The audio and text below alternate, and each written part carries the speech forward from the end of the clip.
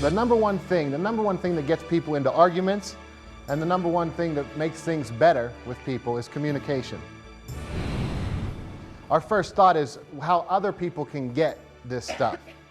We want people to change their communication. We want our communication changed, but what we tend to do is this. I want our things to change, I want our communication to change, but I want someone else to change. I don't want to be the one who has to do it. It makes a lot of sense. If it's taken a long time for something to happen, it's going to take a long time for something to change. It's taken your whole life to be where you are right now, but if you dedicate yourself to changing it, if you take the responsibility for how you communicate instead of putting it on other people, then the journey back out is not as far as it was in. Remember, this whole deal, what we're talking about here today is communication. How can we effectively communicate with each other? And when we shut people down from the moment we interact, we already have them shut down. They're already not listening.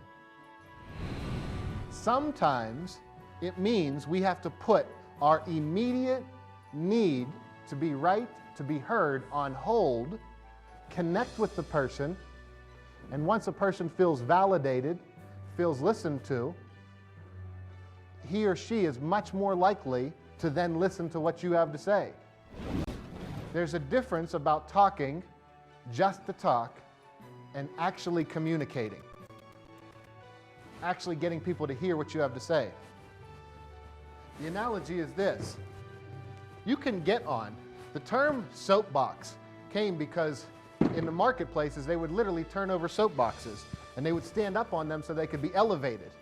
And they could talk down to the people and they could preach at the people. Listen to that, preach at the people. I'll tell you how it is. You just sit there and take it. You listen to it. I've got the answers, you don't. Now that sounds well and good for the person up on the soapbox, but that doesn't sound real good for the people who have to just sit there and just listen. If you ultimately want to be heard, here's the challenge. Do we want to talk just to talk, or do we want to talk so that we can actually be heard?